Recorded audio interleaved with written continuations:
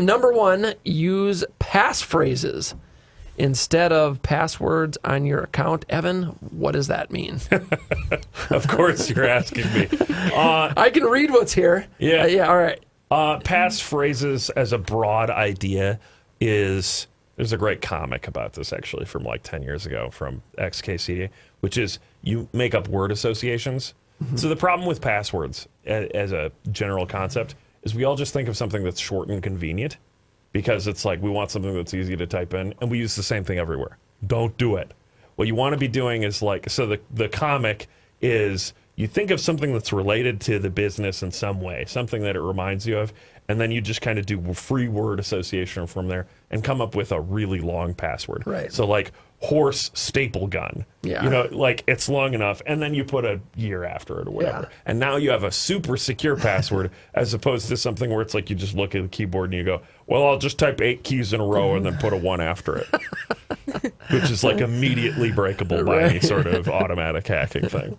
Number 2, use two-factor authentication. This adds a layer of security, making it more difficult for hackers to gain access to your account. It requires an additional login credential, such as a code sent via text or email. Tay, you and I were talking about this last week. I think you need this to log into your St. Thomas account. Yeah, so we get like every time we go to log in, we get a text message with another code in order to get into our account. So it's kind of annoying, but I understand why they do it. Yeah.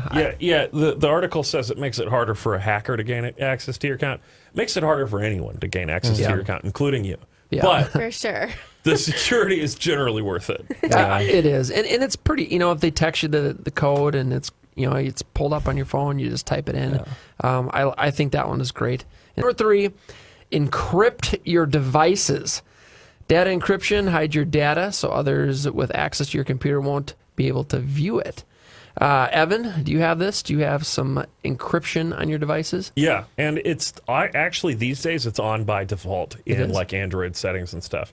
Probably not iPhone settings though. It actually, I think it is, but I mean, like in the last few years, it's just kind of become the default for new phones. But beyond that, if you work for a company that has any sort of managed IT, you have to grant a set of permissions when you connect to like an Outlook server or something like that, right? And like here at the radio station, if I want to have access to my work email offsite, I not only have to have my device encrypted, I have given the company permission to remote lock my device if I report it as stolen.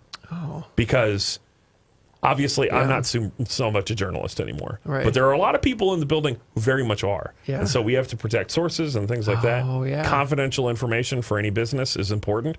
And you need the ability to remotely deactivate that device and make sure that the encryption happens. Because when the phone's on, it's not encrypted. Right. You have access to your stuff. Yep. The idea is as soon as that device is off and locked, no one can access the data. Yeah. Keep devices and software up to date. When you receive an alert, be sure to update your device. So Macintosh, Windows, Android, Apple gives you make sure you're using the latest versions of that software. Make sure that they're up to date because those include updated security as well. Number 5 on the list is watch the apps that you download. Watch the apps that you download. Often when a smartphone gets hacked, the point of entry from hackers is an app from Google Play Store or Apple App Store. So make sure that you review and be cautious on the apps that you download. I mean, I think that's, whether it's your smartphone or your computer, always be cautious on what you're not only downloading, but you're clicking as well. Enable Find My Device for Windows, Android, and Apple devices to make sure that they can be found if they were ever stolen. Once you enable it, you can locate lost laptops, phones, and tablets. You know what they should make is a Find Your Child. Yeah. That would be a good one. It exists. It is. I have good news.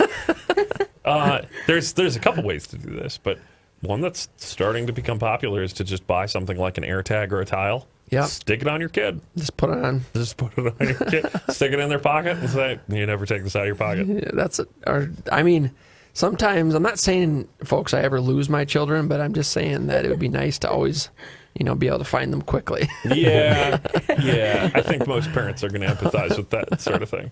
It's not great to have your kids on a leash, but it would be kind of great to have your kids on a leash, right? Set up an automatic backup of your data. Use an external hard drive to back up your files so you protect your business if data loss occurs, or you can do one remotely. I use, Carbonite, I believe is the service that I use. It updates. It's a reputable company. Is it? Heard of them before? That's good. Yeah. So it backs up everything that's on my computer. I started using that, I don't know, maybe 6-7 years ago. I had one of the agents in my office. His computer crashed. He lost everything, all of his Outlook, all of his data, and it was a catastrophic event for him. So definitely use a backup system. I think external hard drives are great, but sometimes you forget to do that. Offsite backups are better. Offsite backup automatically. I'm a big fan of. There's another service called Backblaze. The thing I really like about them over some other data protection companies, and there are a lot of really good ones, is their policy is if you have a total loss event, right? So from my perspective as an insurance agent, if your house or business burns down, so it's not just like, oh, the computer stopped working. It's like the computer is gone. There is no hope of recovering the data because it's a burned, pile of melted plastic. You get, when you call the data recovery company, they send you a disk. Oh. You don't have to download it from the cloud server. They just mail you your data on a disk. Yeah. You put it into your machine and you copy it over to your new machine. That's huge. So you have to wait for the mail. But if you're in that type of catastrophic situation, waiting 2 days for a shipment of your data is not a big deal because you're not going to be up and running anyway. Right. Because everything burned down and you're going to be taking a couple days off. Number 8 is check if you've been hacked already.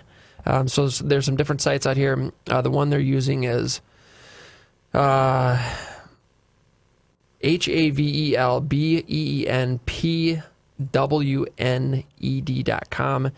Check to see if you've been hacked already. And that happens. I mean, you may have been hacked and you don't even know about it.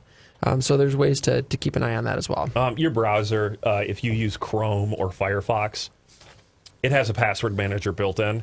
It'll let you know of websites that have had known breaches since the last time you updated your password in there. Very If good. you go into your passwords, very, very useful.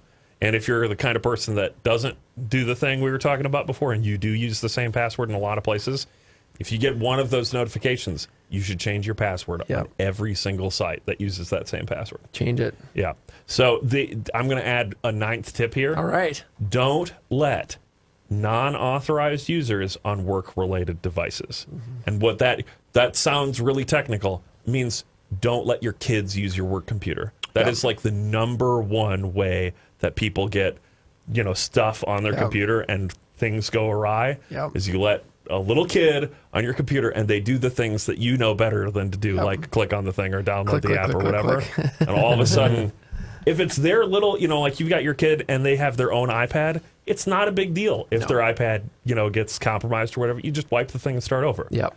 Not an option for your personal work data. Right. That's really bad. Seen it a lot of times. Don't do it. Get them their own cheapo little Fire tablet or something like that. Don't let them use your work devices. Don't do it. I love it.